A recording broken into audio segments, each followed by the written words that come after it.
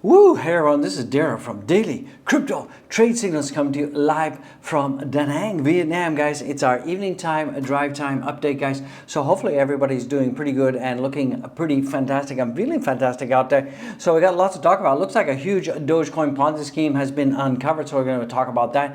We got other news to be talking about, guys. So let's get into it. Let's absolutely get into it. Remember, everything you see here is not financial advice, and I'm not a licensed financial advisor. So let's get into it, guys. Do go back and take a look at all my other videos, and do consider become members of the channel. I would very much appreciate that. That would be absolutely welcome. Don't forget to go down there, move the likes, smash the likes, and show some love for the OG. So right now, if you take a look at the pre-markets right now in the US, we're seeing that the Dow is mainly down, and the S&P is down, and the Nasdaq is also down, but they're only slightly down. So this gives me some pause and some credence out there to kind of, saying that we're not out of the woods yet, but we're definitely not in the woods yet. We could actually be going up. But don't forget, we got about $500 million worth of options expirations that are happening on Friday, and it looks like a lot of these are shorts or puts out there, and that could be pushing Bitcoin as high as 25,000. So let's see how that goes. Let's absolutely see how that goes. And guys and gals, it's a great time to be alive. So let's take a look at what's going on in terms of announcement next week. We've got the CPI data coming out on the 10th, and we'll see how that rolls out. So hopefully we'll see some light at the end of the tunnel, and we will see that the CPI data will be going down. So last month, as you know, is at 9.1. It went up. So hopefully that we'll be seeing this going down. Otherwise, the Fed is going to have no choice in September but to raise the interest rates. The Fed has already assured us that they're going to be raising interest rates at least 5 basis points, but hopefully it doesn't get any more than that, because I think 5 basis points is baked into it right now. So let's take a look at the heat map out there. So right now we're seeing a little bit of redness out there, and it's time for the glasses out there. Annabelle is in the bottom of the ocean somewhere. Oh, look what's creeping back in. What? Wah! Annabelle was buried in the bottom of the ocean, and now Annabelle is back. What the heck? Can't keep Annabelle down. So it looks like Annabelle is reared its ugly head again, and that is one of the reasons that we're seeing the markets are down. So the markets also get a red card out there, and we're seeing that Bitcoin right now is at 22,833, and that's down about 1.67%. So we are below 23,000, so that is not good in the house, and we're seeing that Ethereum out there is also down as well. So here we go. So we're seeing that right now that if we take a look at Bitcoin, we're seeing that Bitcoin is at $22,786 in the house. Let me get rid of that for you. And we can see that we have some really good support around about 22,928. It's around about $23,000 out there. So this support, we are now collapsing below that support level. And the worst case scenario, we could be seeing ourselves going down to this area. We could see ourselves going down to 21,750, 22,000. And if we stay in this, we've seen that many times before. We're seeing this line has been acting as a huge support. We've seen it here once, twice, 3 times, 4 times, 5 times, 6 times, 7 times. So hopefully 8 times is a charm, and we'll see this acting as support. We won't go any further below this level. So if Bitcoin does trace itself back down to there, we can see 22,000 as being the low out there. Let's take a look at what's going on with Bitcoin on the weekly right now. We can see that Bitcoin on the weekly is forming a red candle. We've got 3 days and 16 hours left on this red candle. And about the whole Solana hack out there. Remember, Solana blockchain wasn't hacked. It was actually Slope wallets that were hacked. It looks like there was a bad code in there when they coded the wallets, and it looks like they were broadcasting the private keys, and then hackers took advantage of that and basically exploited the private keys, and a whole ton of Solana and USDC was taken. So that is more and more reason, guys, to don't trust anything out there except the hardware wallet. Get your Nano Ledger, guys. Go down there, check out my affiliate links, and you can find my affiliate links at the bottom of the video, and it looks like something like that, guys. Watch out for nasty scammers in the contents. There's so many nasty scammers out there and bots out there. Watch out for the scammers. They pretend to be me out there, and I will never ever ask you to contact me and give you financial advice. So you can find all the links down there, guys. So get it while you can.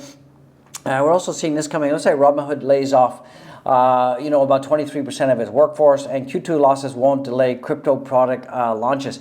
So as I said earlier in my video, Robinhood is saying they got $6 billion out there, but if they got $6 billion off there, why are they laying off their employees? So it looks like Robinhood's 23% headcount reduction announcement came a day before it reported the net loss of $295 million in the second quarter.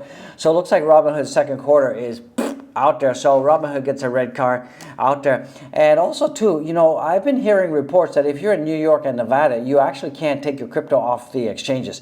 So that is coming in. That is absolutely coming in out there, and that is not looking good. So it looks like a company estimates a 10% decrease in expenses in 2022, and that's going to come from its layoff. So basically, they're cutting people to reduce their expenses out there. So it's not good. If you're working for Robinhood right now, you're out of a job, and that's all there is to that, guys and gals. So guys, if you're in Nevada and New York, are you having trouble taking your crypto off Robinhood? Because I'm getting reports from some users from those areas that you can't take your crypto off. So I'd love to hear what you got to say. So CEO of bankrupt Voyager sold 30 million in company shares near stock's peak in 2021. So, you know, basically it's not unusual for CEOs to do that, but it just kind of, you know, puts the whole thing in context.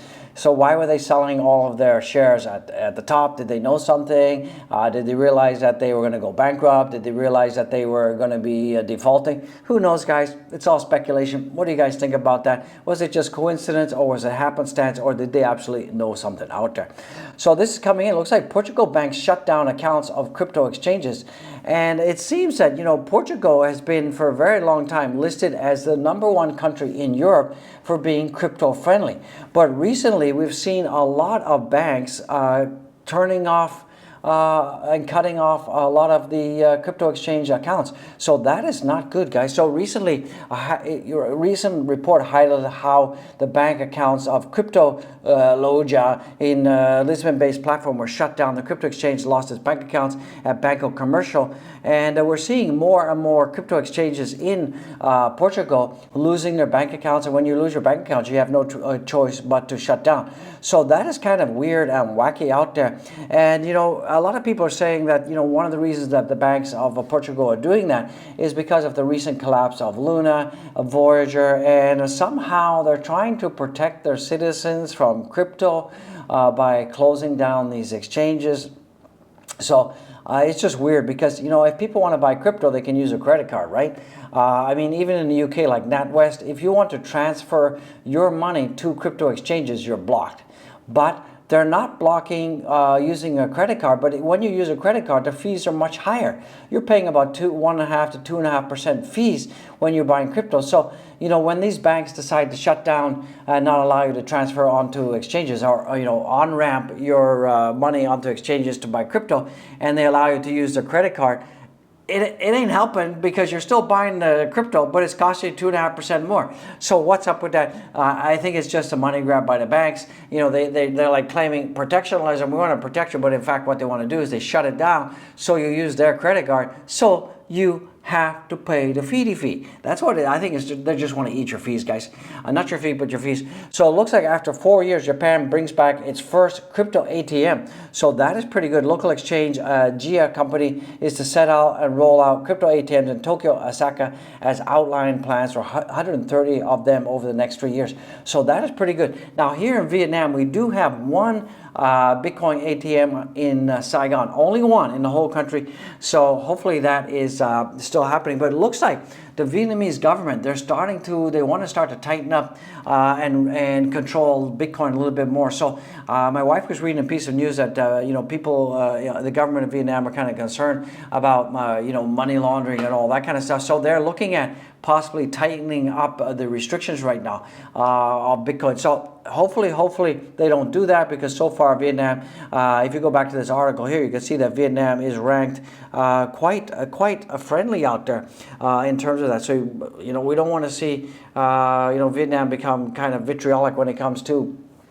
crypto. So right now we're seeing that, you know, Portugal is #1, Taiwan is #2, Mexico #3, Cambodia #4, Bahrain #5, Costa Rica #6, Oman, Colombia, Vietnam #9, Canada #10, 11 for Philippines, and 12.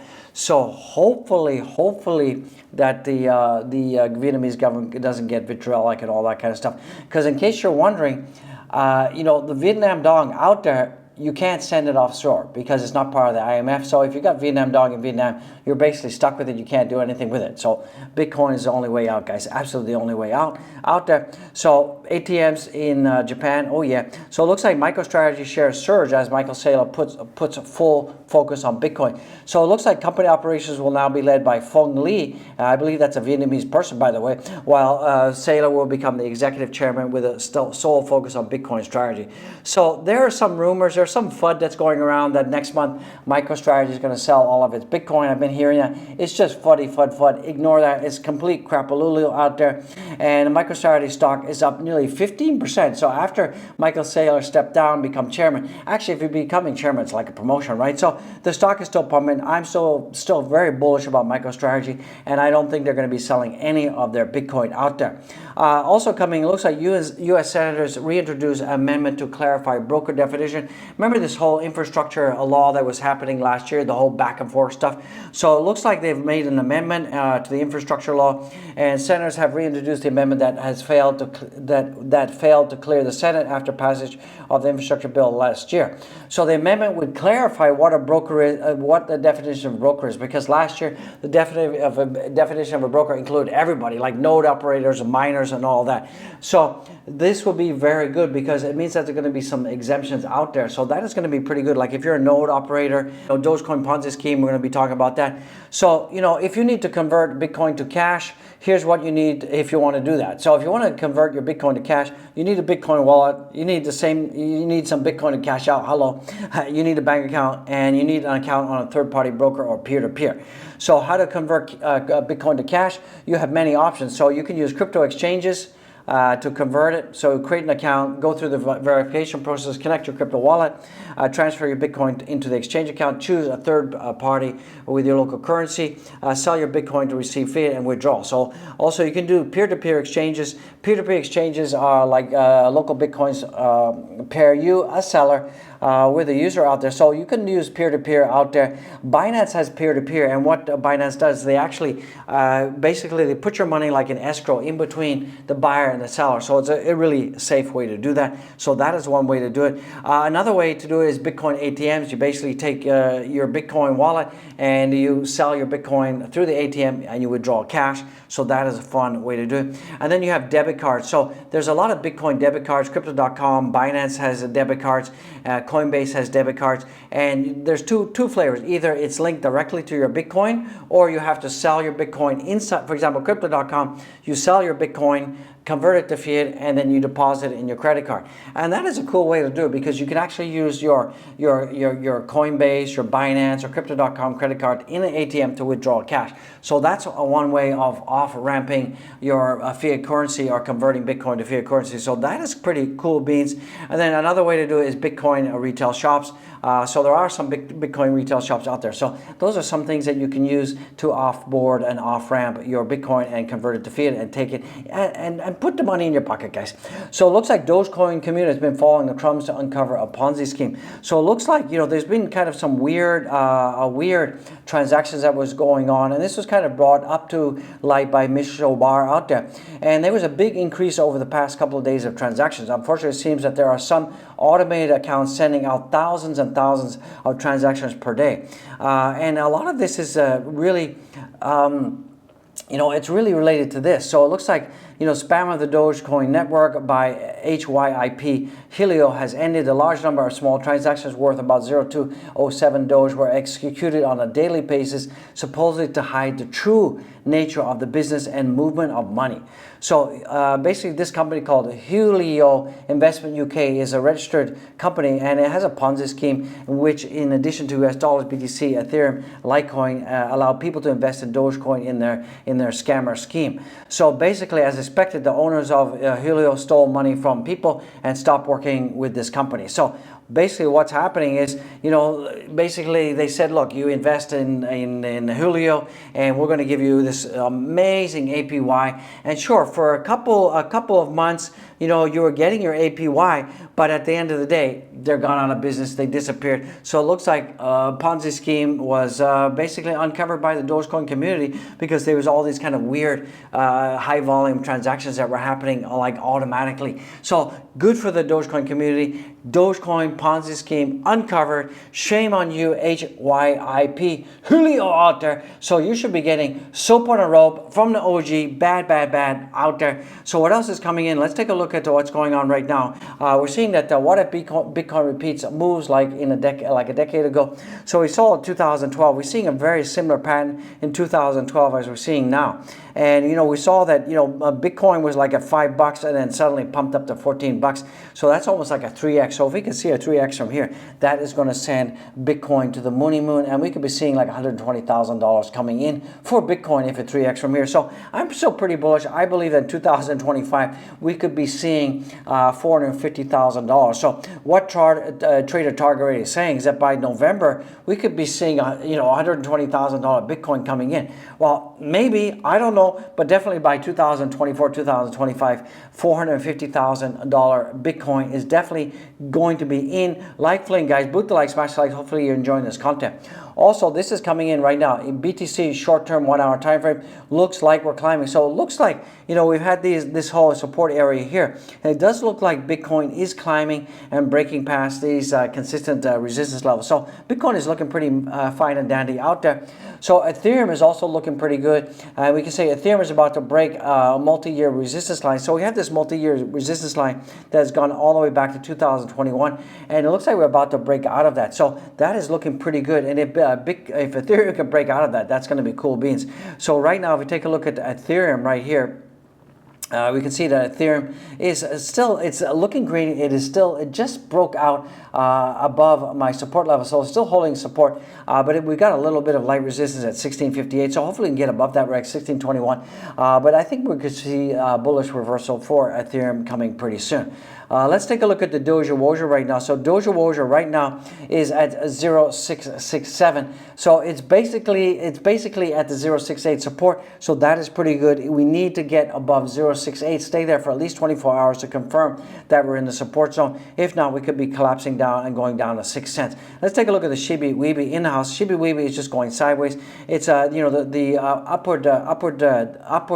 upward trend line is holding, and we're at 1182. We've kind of been here all day, so Shiba Inu is just kind of like boring right now for Shiba Weeby. DXY is coming down, but ever so slowly. Let's take a look at the leverage apes, see what the aperozoids are doing out there. We're seeing that the apes right now are around about 128 billion, and it's pretty light at 44,000 traders. And we're seeing basically on the 1 hour time frame, we're seeing some longs, and that is why we are actually seeing the Bitcoin price going down. So Bitcoin price is going to continue to go down. Remember, I think that we could see a huge, massive short squeeze happening on Friday, and if that happens, that could send a Bitcoin uppity up. And you know, we also have some resistance around about $25,000. So that we've seen this resistance time and time again, and hopefully we can get above that, guys. Hopefully we can get above that. You know, worst case scenario, Bitcoin goes down to 10,000. I don't care. I'm going to be loading up because I know that 2024, 2025, it's going to be huge. It's going to be insane in the membrane. So you're going to love it. I love it. Let's get it, guys. So let's take a look at what's going on with the overall market capity cap. Let me give this a minty refresh out there. So we're at 108 trillion, so we've gone down significantly from my previous video. We're at 52.90 billion, and we're at 40.30 is the dominance. So the dominance is still continuing to going down. Hopefully we can go down to 39%, and that will help the altcoins pumpity pump because see more liquidity flowing out of Bitcoin. So right now, at time of recording, we're seeing that itty bitty baby is still up about 1.13%. We're still seeing Ethereum is up 2%. Let me just give this a minty refresh in case I'm getting the bad info. So this is the correct. So I apologize. Internet sometimes is weird. So we're seeing that Bitcoin is now down 2.33%. We're seeing Ethereum is down 2.39%. We're overall in the monthly, we're still up. So that is good news. We're seeing that BNB is up almost 3.5%. BNB is doing pretty good overall all day. We're seeing ADA is down as well, and we're seeing Polkadot is down, Doge is down, Matic is down. So we're seeing everything is down, and basically it's because Bitcoin is going down. So I'm going to be dollar cost averaging in about 2 hours from now. So hopefully this continues to go down. I can buy the dippity dips, and even if I buy Bitcoin right now this second and it comes back to where it was yesterday, I could be up around about 2%. So that ain't too shabby, guys. I actually ain't too shabby. I mean, I only DCA once a week. Someone was asking, look, should I DCA twice a week? Depends on your dry powder, guys. I DCA once a week. I don't want to do twice a week, guys. That's what I do. It's always what I've been doing every Thursday. So that's going to bring this video to a closey woes. Guys and gals, go down there and don't forget to follow me on Twitter. I would appreciate it. And don't forget to check out all the links, guys. Check out all the links. We got the hardware wallet. We got the Dogecoin links. Become a Patreon member, buy the channel and coffee. We would appreciate it. And don't forget to get the merch. Gear up with the OG merch, guys. It's a great time to be alive. I just want to say God bless each and every one of you out there. Thank you for watching. Thank you for booping the likes. Thank you for loving. And if you're watching, don't forget to subscribe, be out there, and don't forget to give some super thanks. I would appreciate it. So guys, God bless each and every one of you. I'll see you absolutely in the next one tonight, around about anywhere between 8:30 to 10 p.m. Bangkok times. So let's get it right now. Show some love. Boop the likes. I love it. You love it. Let's get it. Peace out.